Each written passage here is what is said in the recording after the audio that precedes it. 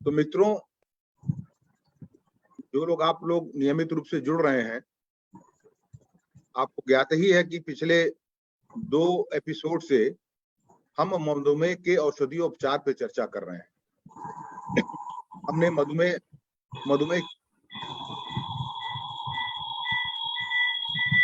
कृपया आप सभी लोग अपने आप को म्यूट कर लें। धन्यवाद।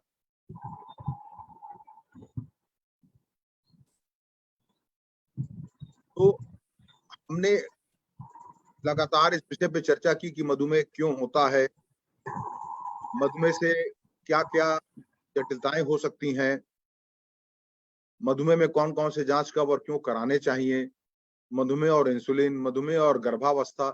हमने तमाम पहलुओं पे बार बार चर्चा की और मुझे लगा कि कुछ थोड़ा बहुत एक बेसिक ज्ञान सभी मधुमेही को औषधियों के बारे में भी होना चाहिए। 2 कारण से, एक तो आपको यह अनुभव हो कि जिस औषधि को आप एक झटके में नकार देते हैं कि दवा नहीं खाएंगे, दवा खाना अच्छी बात नहीं होती, दवा की आदत पड़ जाती है।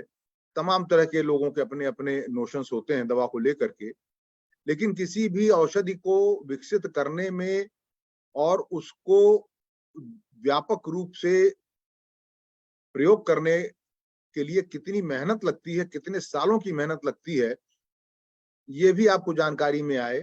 और कोई औषधि जो हमें मिलती है वो कितने शोध के बाद मिलती है और उसके हर पहलू पर जांच की जाती है, और जब उसको सुरक्षित पाया जाता है तभी वो हमें प्रयोग के लिए दी जाती है। तो ये चीजें जब आप जानेंगे तभी आप समझेंगे कि ये औषधि जो हमें दी जा रही है, ये बड़े मंथन के बाद, जैसे समुद्र मंथन होता है वैसे बड़े मंथन के बाद ये औषधि हमें प्राप्त होती है। तो हमने पहले एपिसोड में मधुमेह के जो हर्बल रेमेडीज हैं, जिसको आप आयुर्वेदिक उपचार कह लें, उसके ऊपर चर्चा की थी। दूसरे भाग में हमने सल्फोनाइल यूरिया के ऊपर चर्चा की थी। आज हम भाग 3 में चर्चा करेंगे 2 औषधि, मेटफॉर्मिन और एकार्बोज। और मुझे बड़ी प्रसन्नता है कि हमारे बीच में आज मॉडरेटर के रूप में त्रिपुरा अगरतला से डॉक्टर बसव घोष जुड़े हुए हैं। ये मधुमेह रोग विशेषज्ञ हैं, फिजिशियन हैं और सामाजिक सरोकार से बहुत ज्यादा ये अपने आप को जोड़ के रखते हैं।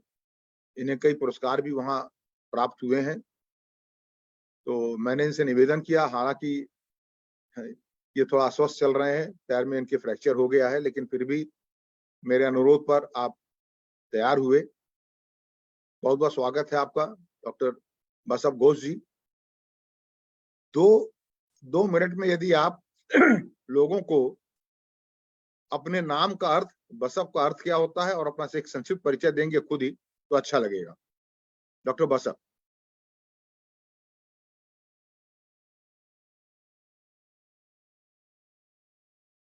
डॉक्टर बसव, आपको आवाज मिल रही है मेरी?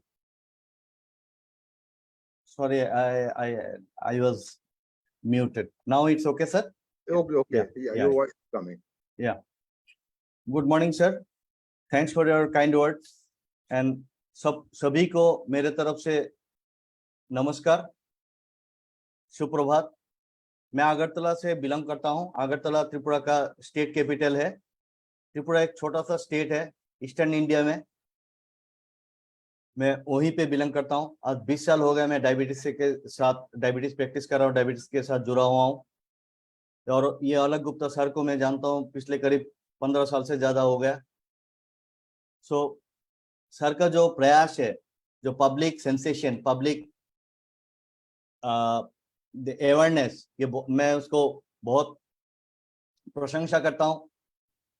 Without knowledge of diabetes management is impossible. ये हमेशा रहने वाला बीमारी है, तो इसीलिए इसके बारे में, अपना बीमारी के बारे में पता होना चाहिए। कोई भी मेडिसिन लिखने से, मेडिसिन खाने से ये बीमारी ठीक नहीं होता है। ये बीमारी को 3 तरीके से ठीक करना होता है। टाइमली मेडिसिन लेना होता है, नंबर 1। नंबर 2, टाइमली खाना खाना होता है, वेरी इंपॉर्टेंट। ये डॉक्टर नहीं कर सकते, आपको खुद को करना है। नंबर 3, रेगुलर एक्सरसाइज करना है। हम लोग बता सकते हैं, बट करना है आपको ही। Timely medicine, timely diet and regular exercise, ये तीनों पिलर में ऐसे दिखाता हूँ अपना पेशेंट को। ये तीनों पिलर है एक बिल्डिंग का नाम है असली कंट्रोल। अगर कंट्रोल चाहिए तो ये तीनों पिलर कमजोर नहीं होना चाहिए। सो मैं डॉक्टर बासव घोष, अगरतला त्रिपुरा से बिलोंग करता हूँ। Over to doctor Alok Gupta sir, please carry on sir. आप बसब का मतलब भी समझा दें। Oh yes sir, sorry. Basav is actually भगवान का जो किंग है, इंद्र का एक नाम है बसव। सो इस हिसाब से इंद्र और मेरा एक ही नाम है, तो मैं तो भगवान नहीं हूँ, मैं एक छोटा सा आदमी हूँ। तो डायबिटीज पेशेंट देखता हूँ, 20 साल से वही काम कर रहा हूँ। सो यही मेरा परिचय है। चलिए, आप इंद्र के प्रतिरूप हैं, तो निश्चय ही आपके संपर्क में जितने भी आपके पेशेंट्स आते होंगे उन्हें आप स्वर्गिक अनुभूति देते होंगे, ये वो मैं तो मान कोशिश के करते हैं चलता सर, हूँ। बहुत कोशिश करता हूँ। बिकॉज विदाउट रिलेशन डायबिटीज एक ऐसी बीमारी है, जैसे मैं हमारे अपने पेशेंट को कहता हूँ कि अगर दांत दर्द है तो आप डॉक्टर को जाके कहते हो कि यहीं पे दर्द है। अगर आंखों पे नहीं देखते तो कहते हो इसी आंख पे कम देखता हूँ। नाक का होता है तो कहते हो नाक से खून निकल रहा है। लेकिन डायबिटीज में ऐसा कोई तकलीफ नहीं है। ये सबसे कठिन बीमारी है, इसलिए है कि आपके पास कोई तकलीफ ही नहीं है। अब जिसको आप तकलीफ समझते हो, ये एक्चुअली तकलीफ नहीं है, वो है कॉम्प्लिकेशंस। तो पहले दिन से शुगर कंट्रोल अच्छा होना चाहिए, otherwise diabetes management impossible. Over to sir. Thank you Basava.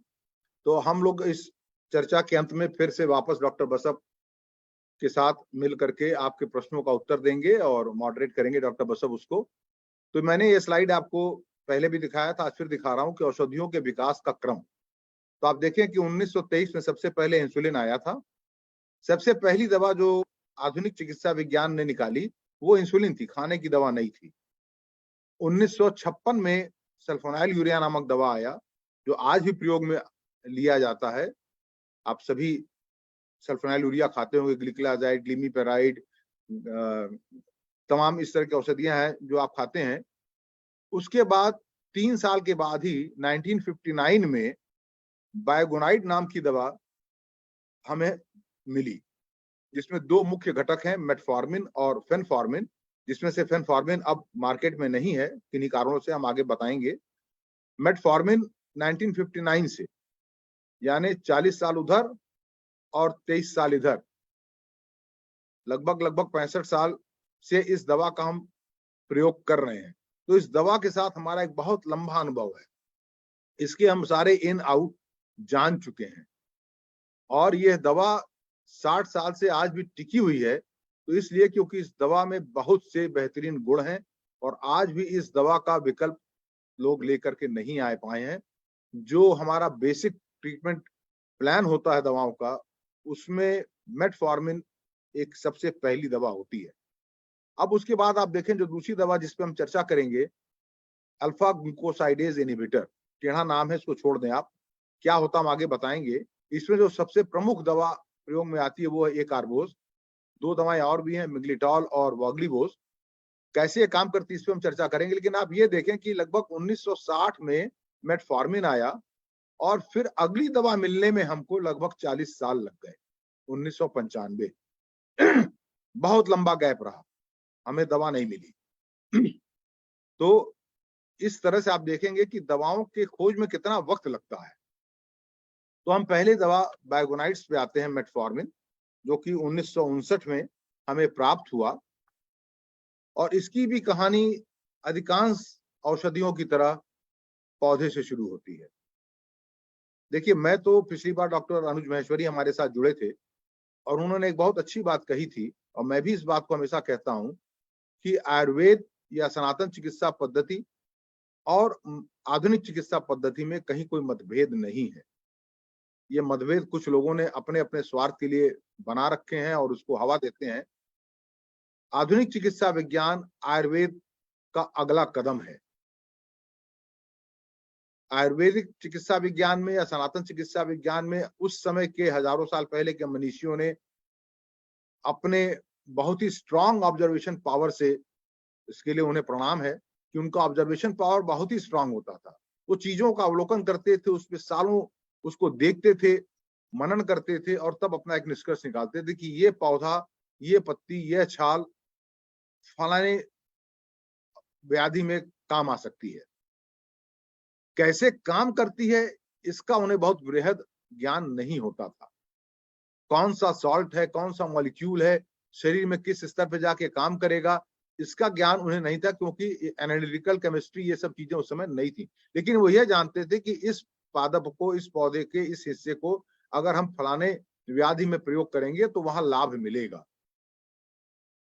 अब ये इसको और आगे बढ़ाना कि वो कौन सा एक्टिव इंग्रेडिएंट है, कौन सा वो तत्व है जो कि काम करता है, उसको निकालना, उसको उसका शुद्धिकरण करना, उसको स्टैंडर्डाइज करना, ये सारे काम और आगे बढ़ने चाहिए थे और भारत में ही बढ़ने चाहिए थे। लेकिन कालांतर में भारत, आप सब जानते हैं कि कई बार विदेशी आक्रांताओं, हमलावरों और लोगों से पीड़ित रहा।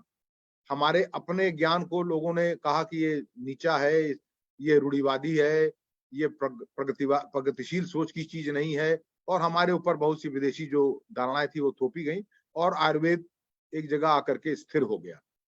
लेकिन इन्हीं पादपों से, इन्हीं पौधों से एक्टिव इंग्रेडिएंट्स को निकालने का काम पश्चिमी जगत में जारी रहा। वहां जैसे जैसे केमिस्ट्री, फिजिक्स, इन चीजों का एडवांसमेंट हुआ, उसका उपयोग करते हुए उन्होंने इन पौधों से उन एक्टिव तत्वों को निकालने की प्रक्रिया शुरू की कि ये पौधा, इस पौधे में वो कौन सी चीज है जो सबसे अधिक काम करती है, और उसको अलग निकाल करके, उसको परिष्कृत करके, उसको शुद्ध करके, उसका एक स्टैंडर्डाइजेशन किया कि इतने मिलीग्राम डोज में ये असर मिलेगा, इतने मिलीग्राम डोज में ये असर मिलेगा, और फिर उसकी गोलियां बननी शुरू हुई।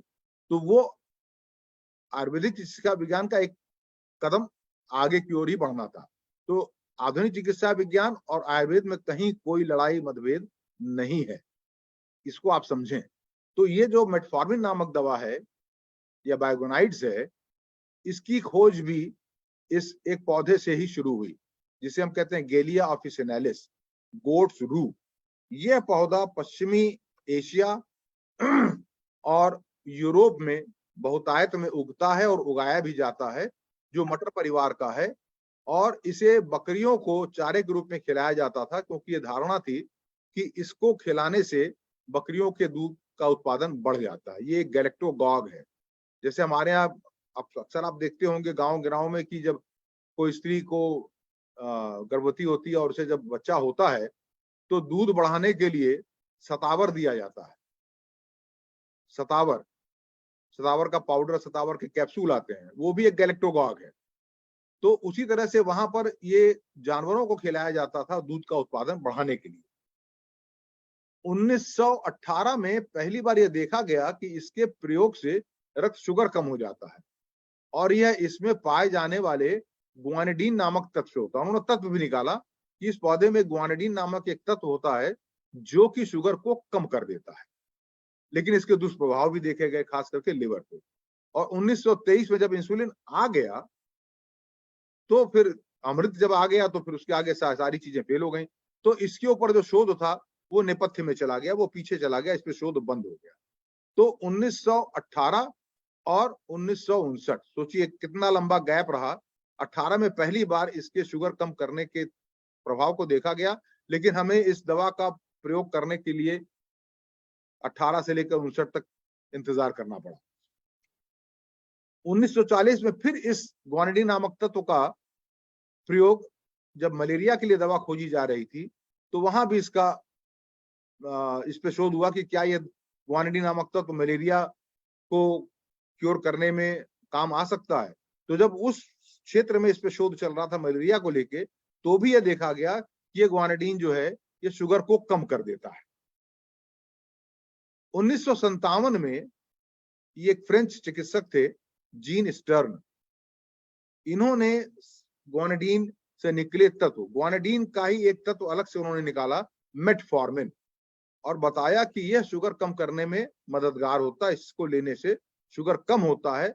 और उसके बाद ही फिर ये 1959 में हमको मार्केट में क्लिनिकल यूज के लिए, रोगियों के ऊपर प्रयोग करने के लिए उपलब्ध हुआ। इस गुआनिडीन ग्रुप की दवाओं में दो दवा प्रमुख रूप से मार्केट में आई, एक फेनफॉर्मिन, ये पहले आई, और दूसरी मेटफॉर्मिन, जो आज भी हमें प्रयोग में हम लेते हैं। तो फेनफॉर्मिन 1979 में इसका प्रयोग विशेष करके सबसे पहले अमेरिका ने इसका प्रयोग बंद किया, फिर पूरे विश्व में इसका प्रयोग बंद हो गया, क्योंकि इससे एक कॉम्प्लिकेशन होता था, लैक्टिक एसिडोसिस। इसके ऊपर मैं बहुत विस्तार से नहीं जाऊंगा, ये आपको बहुत ज्यादा इस पे मैं नहीं उलझाऊंगा, लेकिन एक कॉम्प्लिकेशन देखा गया कि एक लैक्टिक एसिडोसिस नाम का एक कॉम्प्लिकेशन होता है, जो इस दवा के प्रयोग से कुछ रोगियों में हो जाता है, तो इसके प्रयोग को बंद कर दिया गया। लेकिन मेटफॉर्मिन चलता रहा, मेटफॉर्मिन का प्रयोग आज भी हो रहा है, और मेरे अधिकांश जो रोगी हैं वो मेटफॉर्मिन को पता नहीं क्यों मेटामॉर्फिन बोलते हैं। मेटफॉर्मिन नहीं बोलते, उसको मेटामॉर्फिन बोलते हैं। शायद बोलने में आसान लगता होगा, क्या खा रहे हैं? मेटामॉर्फिन खा रहे हैं। मेटामॉर्फिन या मेटफॉर्मिन कौन सी दवा है जिसके बारे में मैं बात कर रहा हूं? इसके लिए मैं कुछ ब्रांड नेम्स आपके सामने रख रहा हूं। मैं किसी ब्रांड नेम का प्रचार नहीं कर रहा, ये डिस्क्लेमर है मेरा। मैं सिर्फ आपको इस बात से अवगत कराने के लिए ब्रांड नेम दे रहा हूं, ताकि आप जान सकें कि मैं किस दवा की बात कर रहा हूं। ये ग्लाइकोमेट, ग्लूकोनॉर्म, सीटापिन, मेटस्मॉल, ग्लाइसिफेज, ओबीमेट, और इसके अलावा 20, 25, 30 और भी नाम है जिसके नाम से मार्केट में मिलती है, और पीएमजेवाई के डिस्पेंसरी पे ये मेटफॉर्मिन के नाम से ही मिलती है।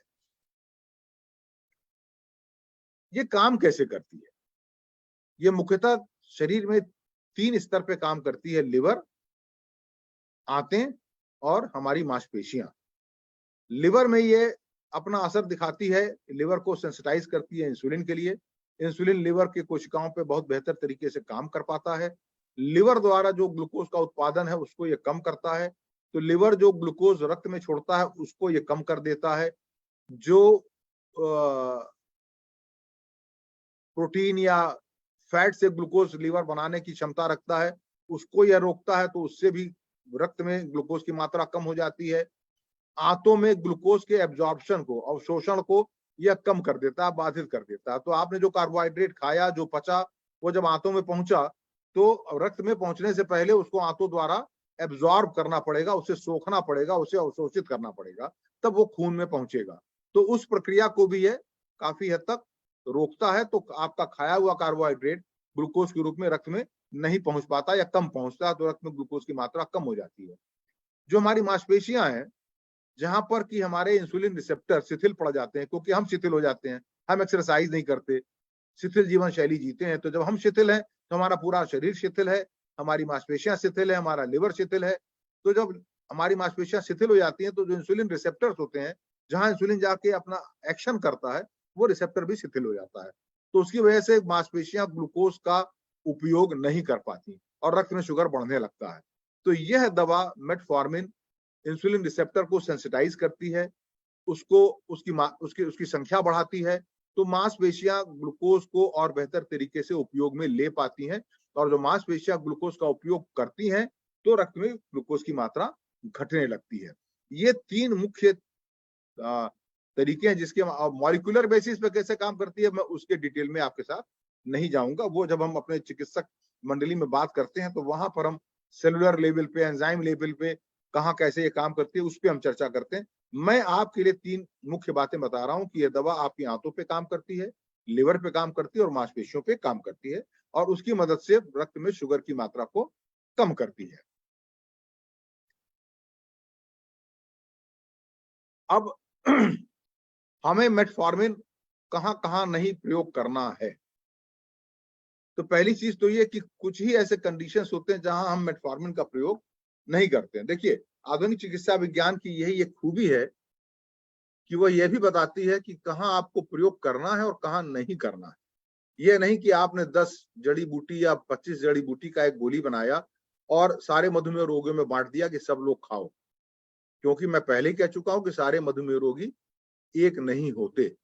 एक मधुमेह रोगी अभी नया नया जिसे मधुमेह पता चला है उसकी उम्र 30 साल है, एक है जिसको मधुमेह पता चला उसकी उम्र 70 साल है, एक को मधुमेह 20 साल से है, एक को मधुमेह 15 साल से है, एक मधुमेही स्त्री गर्भवती है, एक मधुमेही बच्चा है, एक मधुमेही है जिसकी हार्ट सर्जरी हो चुकी है, एक मधुमेही है जो डायलिसिस पे चल रहा है, जिसके गुर्दे खराब हो चुके हैं। सारे मधुमेह रोगी अलग अलग हैं, सबकी नीड अलग है, सबके शरीर की नीड्स अलग अलग है, सबको अलग अलग तरह से हमें दवा देनी है। एक ही दवा या एक ही दवाओं का संगम गोली बना करके हम सब में समान रूप से नहीं बांट सकते। यही आधुनिक चिकित्सा विज्ञान की एक खूबी है। तो एक तो पहला चीज है कि अगर कोई व्यक्ति जो मधुमेही है मेटफॉर्मिन देने पर उसको टॉलरेट नहीं कर पा रहा है, टॉलरेट से मतलब कि जब इस दवा को हम देते हैं तो यह दवा, मैंने आपको बताया ना कि आंतों में जो कार्बोहाइड्रेट है उसके पाचन को बाधित करता है, जिससे कि वह कार्बोहाइड्रेट ग्लूकोज के रूप में रक्त में न पहुंच पाए। तो ये जो अपचा कार्बोहाइड्रेट है ये फिर बड़ी आंतों में चला जाता है और वहां जाकर के फिर इसका फर्मेंटेशन होता है इस कार्बोहाइड्रेट का। तो फर्मेंटेशन की वजह से गैस बनती है, तो उससे पेट में भारीपन, पेट फूलना, बहुत अधिक हवा का खुलना, भूख का कम हो जाना, ये सारी परेशानियां रोगी को, कुछ लोगों को होने लगती है। तो उसका एक उपाय ये होता है कि हम इस दवा की शुरुआत बहुत कम मात्रा में करते हैं, छोटी मात्रा में करते हैं, और एक बार जब व्यक्ति उस मात्रा से अपने आप को एडजस्ट कर लेता है तो फिर उसकी मात्रा धीरे धीरे बढ़ाते हैं। लेकिन फिर भी कुछ ऐसे लोग होते हैं जिनको आप न्यूनतम मात्रा भी दे दें, कम से कम मात्रा भी दे दें, तो उन्हें यह परेशानी बनी रहती है। तो फिर उन्हें उन रोगियों में हमें इस दवा को हटाना पड़ता है, क्योंकि आके कहते हैं साहब हम तो दिन भर, हमको याद है कि हमारी एक पेशेंट थी, वो उच्च पद पर अधिकारी थी, और उन्होंने आके यही कहा कि साहब हमें बहुत ही झेप लगती है कि मैं मीटिंग ले रही हूँ या मैं कहीं गई हुई हूँ किसी समूह में, और मुझे बार बार जो है हवा मेरी खुल रही है, तो मेरी सिचुएशन बड़ी ऑकवर्ड हो जाती है, तो मैं इस दवा को आगे नहीं ले सकती। कम से कम मात्रा देने के साथ भी उनकी ये प्रॉब्लम बनी हुई थी। तो ऐसे जगहों पे फिर हमें इस दवा को हटाना पड़ता है, मजबूरी होती है। दूसरा होता है कि कुछ रोगी जिनके की गुर्दे में लंबे समय तक मधुमेह के अनियंत्रित रहने की वजह से गड़बड़ी आ चुकी है, जिसको हम कहते हैं क्रॉनिक किडनी डिजीज, शॉर्ट में हम लिखते हैं CKD, क्रॉनिक किडनी डिजीज। आप सभी जानते हैं कि गुर्दे हमारे पेशाब बनाते हैं, और इस पेशाब को बनाने के लिए उसमें गुर्दे के अंदर छोटी छोटी छन्नियां होती हैं, जिस छन्नी के माध्यम से रक्त छन करके मूत्र बनाता है, जिसको कि हम नेफ्रॉन कहते हैं। इन छन्नियों के यूनिट को हम नेफ्रॉन कहते हैं, और ये लाखों की संख्या में दोनों गुर्दे में होते हैं। लेकिन बढ़े हुए रक्त शुगर और रक्तचाप की वजह से ये छन्नियां धीरे धीरे नष्ट होने लगती हैं, और जब इन छन्नियों की संख्या कम होने लगती है तो पेशाब बनाने की दर भी कम होने लगती है।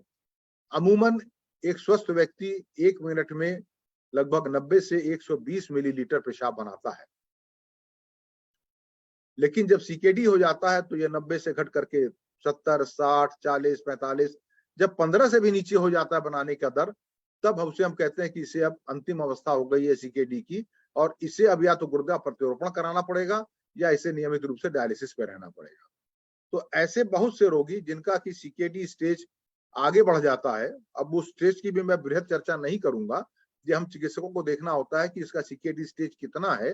तो कुछ स्टेज तक तो हम इसका प्रयोग करते हैं दवा की मात्रा घटा करके, लेकिन कुछ स्टेज पे फिर इसके प्रयोग को हम बंद कर देते हैं। तो ये 2 जगह है जहां पर कि इसके प्रयोग में हमें सावधानी रखनी होती है।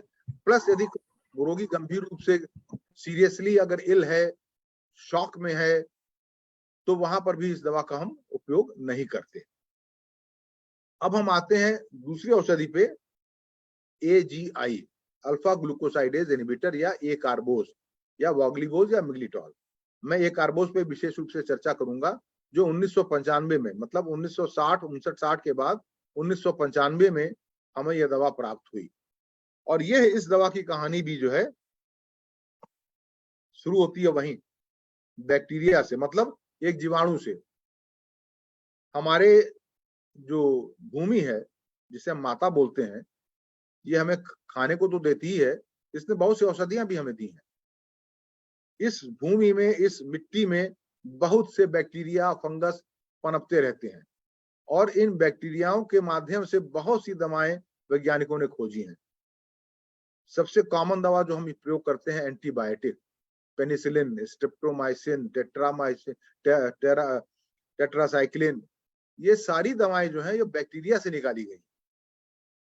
एंटीबायोटिक इसलिए कहते हैं कि एक जीवाणु से निकाला हुआ तत्व दूसरे जीवाणु के लिए जब घातक हो जाए तो उसे हम एंटीबायोटिक कहते हैं। तो पेनिसिलिन एक जीवाणु से निकालते हैं हम, और बाकी जीवाणुओं को, बैक्टीरिया को मारने के लिए प्रयोग में लेते हैं। टेट्रासाइक्लिन भी वैसे ही हम करते हैं, डॉक्सीसाइक्लिन भी वैसे ही करते हैं। तो यह जो एकार्बोज है, यह एक्टिनोप्लेनस स्पेसीज के बैक्टीरिया के द्वारा निकाला गया और वहां से फिर इसका प्रयोग शुरू हुआ। तो आज भी यह जो दवा निकलती है कार्बोज, ये इसी बैक्टीरिया को लैब में कल्चर करते हैं। कल्चर करके इसके माध्यम से ही इस दवा को फिर हम निकालते हैं और फिर उसका शुद्धिकरण करके, सैनिटाइज करके उसकी हम गोलियां बनाते हैं। तो यहाँ भी आप देख लें कि जो प्राकृतिक चीज है उससे एक कदम आगे जाते हैं। थोड़ा सा पाचन तंत्र के बारे में मैं बता दूं तो इन दोनों दवाओं की एक्शन को समझने में आपको आसानी होगी। 2 मिनट का समय लूंगा। आप सभी जानते हैं कि जब हम खाना खाते हैं सबसे पहले हम उसे मुंह में लेते हैं और चबाते हैं, और ये कहा जाता है कि पानी को ऐसे पिए जैसे कि आप खाना खा रहे हो, और खाने को ऐसे लें जैसे कि आप पानी पी रहे हो। यानी कि खाने को इतना चबाएं कि वो एकदम लिक्विफाई हो जाए, तरल हो जाए, और तब उसको घोंटे। क्यों? क्योंकि हमारे लार में, मुख के में हमारे लार ग्रंथि होती है। यह लार ग्रंथि एक पाचक एंजाइम बनाती है। 1 मिनट, मैडम को फोन कर लो, चाबी उनसे ले लो। तो उसमें एक एमाइलेज, सलाइवरी अल्फा एमाइलेज नामक एक एंजाइम होता है। यह एंजाइम जो हमारे मुख में जटिल कार्बोहाइड्रेट होता है, स्टार्च, उसको पचाना शुरू कर देता है। उस जटिल कार्बोहाइड्रेट को तोड़ करके छोटे छोटे टुकड़ों में तोड़ना शुरू कर देता है। तो आप जितनी देर इसको मुख में चबाएंगे, लार के साथ खाने को आप मिक्स करेंगे, उतना ही ज्यादा वक्त मिलेगा इस मुख के एंजाइम को, अल्फा एमाइलेज को, आपके भोजन के ऊपर कार्य करने के लिए। तो आपका भोजन उतना ही अच्छा पचेगा। उसके बाद इसे हम निगलते हैं, और निगलने के बाद ये हमारे अमाशय में, जिसे कि हम मोटे तौर पे पेट बोल देते हैं, ये हमारे अमाशय में एक थैली होती है, इसमें चली आती है। इस अमाशय में पाचन का तो बहुत विशेष कार्य नहीं होता, लेकिन यह अमाशय आप जो भी खाते हैं, अगर आपने अच्छे से नहीं भी चबाया, बड़े बड़े टुकड़े चना खा रहे हैं, आपने अच्छे से नहीं चबाया तो बड़े बड़े टुकड़े वो पेट में पहुंच गए, जल्दी जल्दी खा लिया, वो पेट में सब पहुंच गया। तो उसको एक तरल रूप देने के लिए, उसे एक लपसी टाइप बनाने के लिए, ग्रुएल बनाने के लिए, यह हमारा जो अमाशय है ये कार्य करता है। ये उस खाने को अच्छी तरह से मथता है, उसको पीसता है अपने अंदर अम्लीय वातावरण में। हमारे अमाशय का जो वातावरण है वो एसिडिक होता है, तो एक एसिड के प्रेजेंस में इस भोजन को अच्छी तरह से पहले वो चर्ण करता है, मथता है, पीस देता है, जिससे कि एकदम वो पतला लपसी जैसा हो जाए। जो एसिड है वो भोजन में उपस्थित बहुत से जो हार्मफुल बैक्टीरिया है, जीवाणु है, उनको नष्ट कर देता है। अब यह जो एक लेई जैसा पदार्थ बन गया हमारा भोजन, यह फिर धीरे धीरे करके छोटी आंत में छोड़ दिया जाता है। ये छोटी आंत है, तीसरे नंबर पे, ये देख रहे हैं आप तीसरे नंबर पे, स्मॉल इंटेस्टाइन। और हमारे पाचन का सारा कार्य इस छोटी आंत में ही संपन्न होता है। तो जब ये भोजन छोटी आंत में आता है, तो छोटी आंत में हमारे जो लिवर है और पेनक्रियाज नामक एक ग्रंथि है। पेनक्रियाज से तो आप सभी वाकिफ है, क्योंकि आपको डायबिटीज, आप जानते हैं, यही इंसुलिन बनता है। लेकिन ये पेनक्रियाज इंसुलिन बनाने के अलावा पाचक रस भी बनाता है। वह पाचक रस फैट, कार्बोहाइड्रेट और प्रोटीन, इसको छोटे छोटे टुकड़ों में उसके मूल इकाई में तोड़ करके आंतों द्वारा पचने लायक बनाता है। और उसके लिए ये जो हमारा लिवर है वह पित्त बनाता है, जिसे हम बाइल बोलते हैं, जो कि गालब्लैडर नामक एक थैली होती है, उसमें आके इकट्ठा हो जाता है। और जब हम भोजन लेते हैं तो ये जब भोजन जब छोटी आंत में आता है, तो यह गालब्लैडर संकुचित होकर के पित्त को छोटी आंत में पुश कर देता है, ढकेल देता है।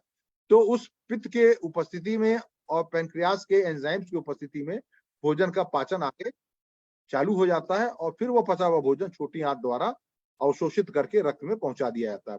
प्रोटीन अमीनो एसिड्स के रूप में पहुंच जाता है, कार्बोहाइड्रेट ग्लूकोज के रूप में पहुंच जाता है, फैट जो है वो फैटी एसिड के रूप में रक्त में पहुंचा दिया जाता है। अब जो अपचा भोजन है वो फिर छोटी आंत से इस बड़ी आंत में जाता है, और फिर बड़ी आंत में वह वहां पर ज्यादातर उस भोजन का जो पानी है वह सोख लिया जाता है। तो उससे जो आपका मल है वो एक रूप ले लेता है, एक ठोस रूप लेता है, एकदम ठोस भी नहीं लेता, बहुत ज्यादा पानी सोख लेगा तो टट्टी एकदम कड़ी हो जाएगी। तो ये पानी सोख करके उसको एक मल का रूप देता है, जिससे फिर आप निष्कासित कर देते हैं। अब मैंने इतना आपको क्यों बताया, क्योंकि आप देखेंगे कि हमारे मुख में तो मैंने बताया कि जो स्टार्च है, ग्लूकोज जो है, जो हमारा कार्बोहाइड्रेट है, उसका जो मूल यूनिट ग्लूकोज है, या ये कई ग्लूकोज के अणु आपस में जुड़ करके एक लंबा चेन बनाते हैं, इसे हम स्टार्च कहते हैं।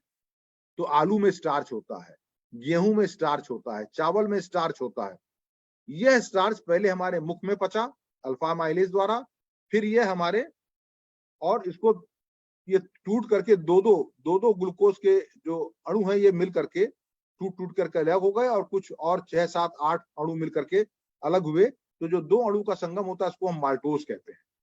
तो ये जब फिर हमारे मुख से छोटी आंत पे पहुंचता है, तो ये जो बड़े बड़े चेन है स्टार्च के, इसको फिर जो पैंक्रियाज द्वारा जो अमाइलेज छोड़ा गया है, वह इसको तोड़ करके फिर माल्टोज में बदलता है, और माल्टोज जो है फिर वो माल्टेज एंजाइम से तोड़ करके दो ग्लूकोज के अणुओं में बांट दिया जाता है, जो कि फिर हमारे आंतों द्वारा सोख करके हमारे रक्त में पहुंचा दिया जाता है। तो ये फिर एक शॉर्ट में आप देख लें, माल्टोज जो है उसके ऊपर माल्टेज एंजाइम काम करता है छोटी आंत में, दो ग्लूकोज में बदल गया। लैक्टेज जो शुगर है, ये हमारे आपको दूध से और दूध के बने पदार्थों से मिलता है, जिसमें एक ग्लूकोज का अणु होता है और एक गैलेक्टोज का अणु होता है।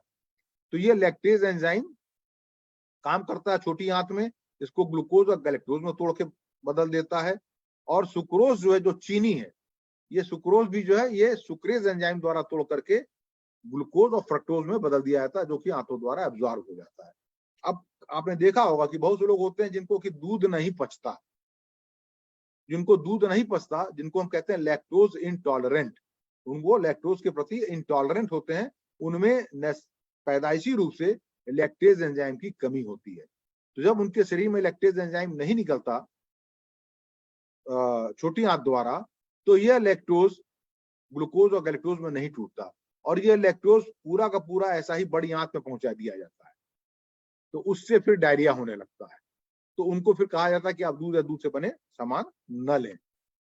तो ये फिर एक चित्र में वही चीज दिखाया गया है कि ये लंबा चेन है स्टार्च का, ये छोटे चेन में टूटा, फिर ये माल्टेज जो है वो माल्टोज को तोड़ के दो ग्लूकोज में बदल दिया, सुक्रेज ने सुक्रोज को तोड़ करके ग्लूकोज फ्रक्टोज में बदल दिया, लैक्टेज ने लैक्टोज को तोड़ करके गैलेक्टोज और ग्लूकोज में बदल दिया, और ये सब फिर छोटी आंत द्वारा पच करके हमारे रक्त में पहुंच गया। छोटी आंत में आप देखिए छोटे छोटे उंगली जैसे आकार बने हुए हैं। तो छोटी आंत का जो अंदरूनी सतह होता है, वो कई बार अपने ऊपर वो फोल्ड किया हुआ होता है। कैसे जो साड़ी पे औरतें प्लेट बनाती है ना, या धोती पहनने वाले लोग धोती में प्लेट बनाते हैं, तो एक बहुत लंबी धोती आप प्लेट बना करके सिकोड़ के छोटा कर लेते हैं। तो उसी तरह से एक दिए गए आंत के अंदर कैसे हम सरफेस एरिया बढ़ा सकें, जिससे कि हमारा एब्जॉर्प्शन अब्सॉर्प्शन ज्यादा से ज्यादा हो सके, उसके लिए ये छोटे छोटे कई प्लेट्स बन जाते हैं उसके अंदर, जिससे कि एब्जॉर्प्शन अच्छा हो, जिसको हम विलाई बोलते हैं।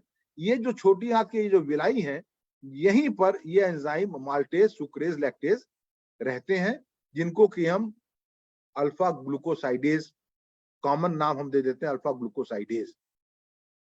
तो अगर हम किसी तरीके से इस अल्फा ग्लूकोसाइडेज एंजाइम को, लैक्टेज को, माल्टेज को, सुक्रेज को ब्लॉक कर दें, तो क्या होगा? अगर इनको हम ब्लॉक कर देंगे तो ये माल्टेज ग्लूकोज में नहीं तब्दील होगा, सुक्रेज जो है वो ग्लूकोज और फ्रक्टोज में नहीं तब्दील होगा, और लैक्टेज भी गैलेक्टेज ग्लूकोज में नहीं तब्दील होगा।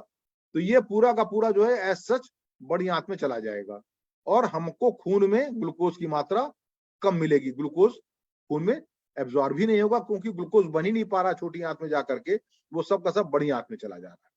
तो ये जब ज्ञान हुआ कि ये सारे कार्य इन एंजाइम्स के द्वारा किए जाते हैं, आधुनिक चिकित्सा विज्ञान बायोलॉजी ने जब ये देखा कि पाचन में महत्वपूर्ण भूमिका है इन अल्फा ग्लूकोसाइडेज एंजाइम्स की, गैलेक्टेज, लैक्टेज और सुक्रेज की, तो यदि अगर इनको हम ब्लॉक कर दें और इनका पाचन वहां रोक दें, तो हम अगर स्टार्च खा भी रहे हैं तो वह ग्लूकोज में बदल करके रक्त में नहीं पहुंचेगा, तो रक्त में शुगर की मात्रा नहीं बढ़ेगी।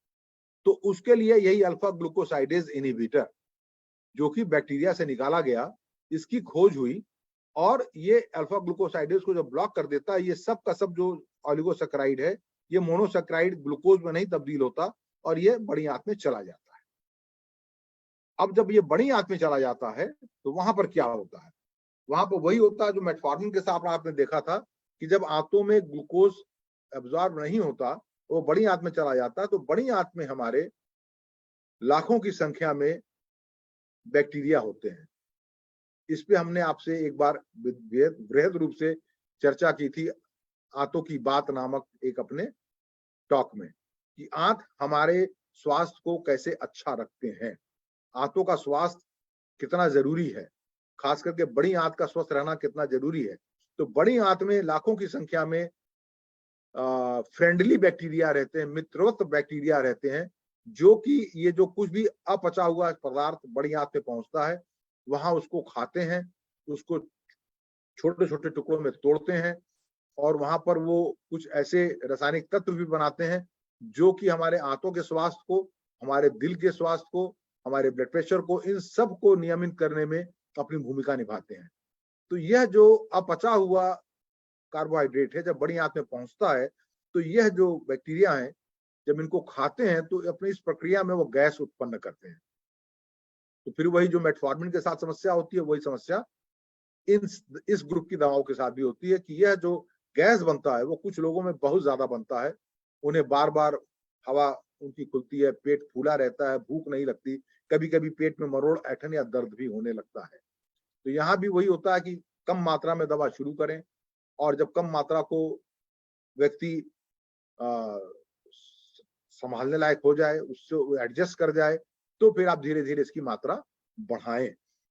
लेकिन मेटफॉर्मिन की तरह ही इसमें भी कुछ ऐसे लोग होते हैं जिनको आप कम से कम मात्रा भी दें तो भी इसको वह नहीं बर्दाश्त कर पाते, उनकी पेट की ऐठन, मरोड़ या दस्त या हवा खुलना यह जारी रहता है, तो उनमें हमें इस दवा को हटाना पड़ता है। लेकिन यह बहुत ही कारगर दवा है, खास करके भारतीय संदर्भ में जहां हम बहुत ज्यादा कार्बोहाइड्रेट लेते हैं, क्योंकि हमारा मुख्य भोजन ही दाल भात रोटी है, यही हमारा मुख्य भोजन है।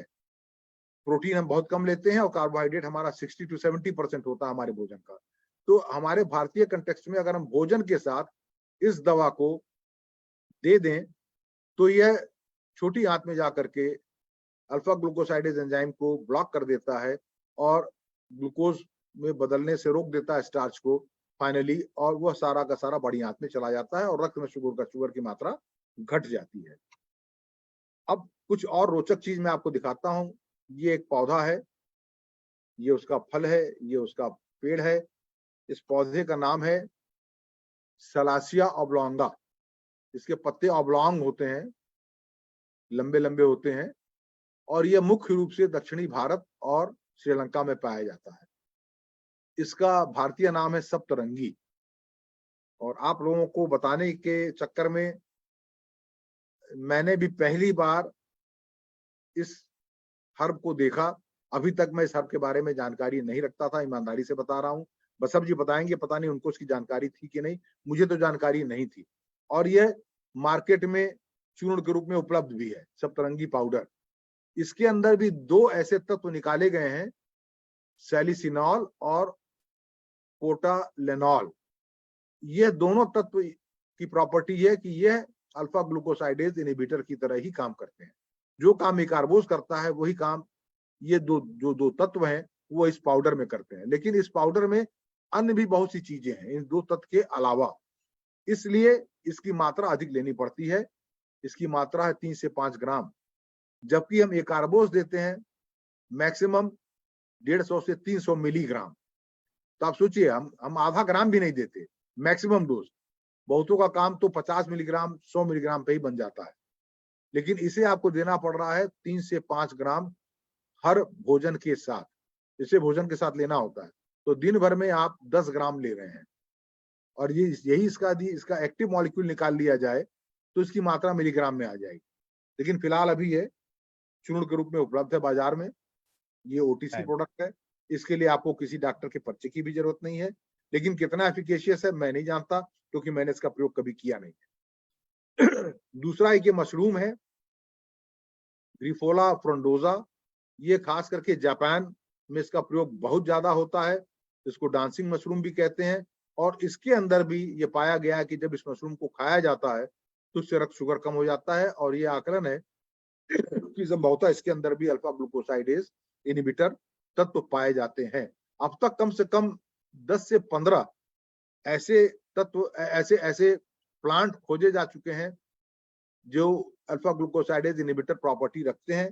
लेकिन मुझे लगता है कि चूंकि हमारे पास एक कार्बोज नामक एक दवा पिछले 40 साल से ऊपर से है, जिसका बहुत व्यापक अनुभव है, एक्टिव इंग्रेडिएंट है, तो इसलिए उसी ग्रुप की एक दूसरी दवा लाई जाए। शायद फार्मास्यूटिकल इंडस्ट्री ने पाया होगा कि उसके ऊपर बहुत अधिक पैसा लगाने से, शोध करने से कोई बहुत लाभ नहीं होने वाला, क्योंकि उस ग्रुप की एक दवा हमारे पास कारगर दवा और एक लंबे अनुभव वाली दवा पहले से ही मौजूद है, इसलिए उन दवाओं पर आगे कोई बहुत बृहद शोध नहीं हुआ है। तो ये हमने एडवर्स इफेक्ट आपको बता ही दिए हैं कि क्या होते हैं।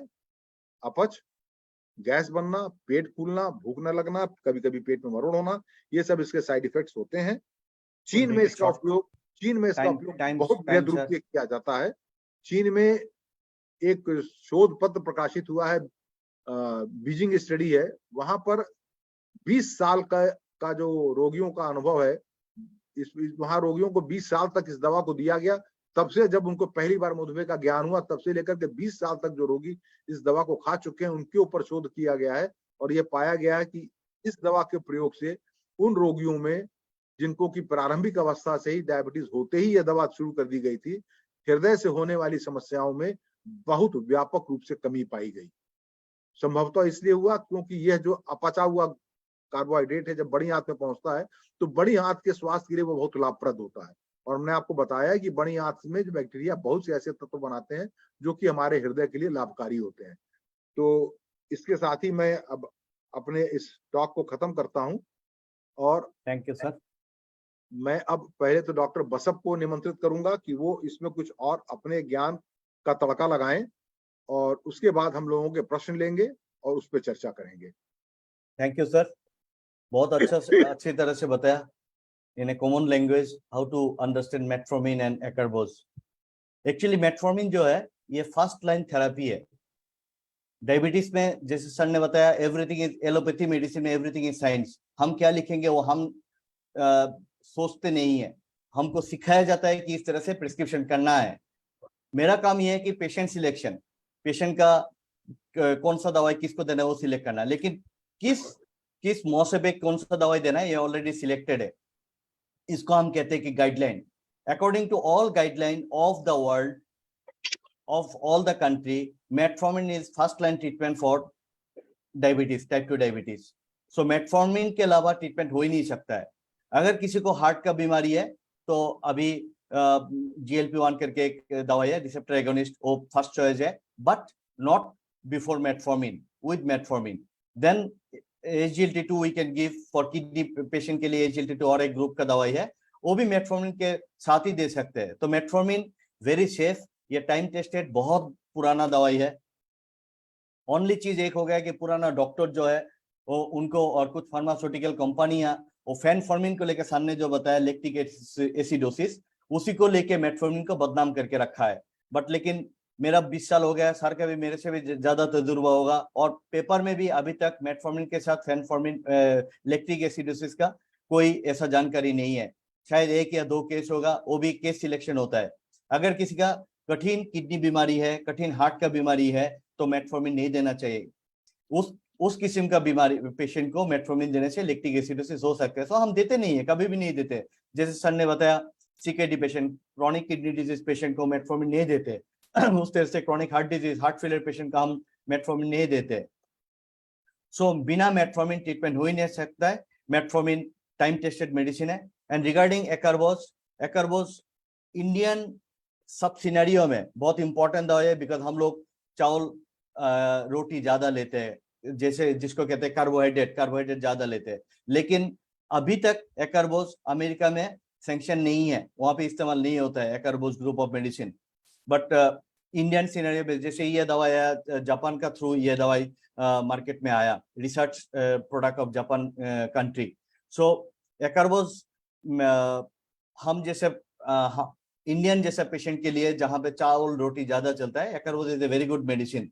और ये जो गैस का बीमारी है, जो कॉम्प्लिकेशन उसका होता है, साइड इफेक्ट जो सर ने बताया मेटफॉर्मिन के साथ एकरवोज के साथ होता है, वो कुछ किस्म से हम लोग इसके लिए जिम्मेदार है।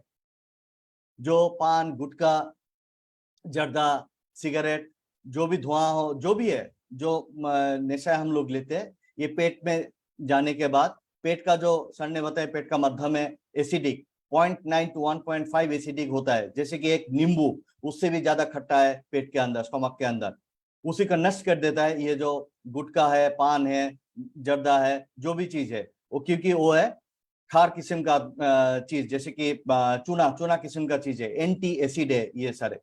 तो कंटिन्यूअसली अगर पेट का माध्यम बिगड़ते जाएगा तो नेचुरली कोई भी दवाई उसमें ठीक तरह से काम नहीं कर सकता है, और जिस किस्म का दवाई पेट में जाके काम करना होता है उस किस्म का दवाई में गैस का बीमारी हो सकता है, जैसे मेटफॉर्मिन एकरवोज में होता है। तो अगर हम ये सब बैड हैबिट्स नहीं करते तो नेचुरली मेटफॉर्मिन और एकरवोज ग्रुप ऑफ मेडिसिन टॉलरेंस, जिसको कहते हैं कि अच्छा से बॉडी में सहनशीलता, ये अच्छा रहेगा। So very nice. और मेरे को भी बहुत जानकारी मिला सर का ये टॉक सुनने के बाद, और आप लोगों का ये जो एसोसिएशन देख के, आप लोगों का पेशेंट्स और सबका प्रेजेंस देख के हमको बहुत अच्छा लगा। Thank you doctor Basav. Now it is open for question and answers. अगर किसी के मन में कोई दुविधा, कोई शंका है या कुछ अपनी बात रखना चाहता है तो अपने आप को अनम्यूट करके आप अपनी बात रखें, अपने प्रश्न रखें। हम जहां तक संभव होगा आपकी जिज्ञासा को शांत करने का प्रयास करेंगे। मैडम गीता सिंह जी, आप कुछ कहना चाहती हैं या कुछ मन में शंका है? एसपी सिंह साहब।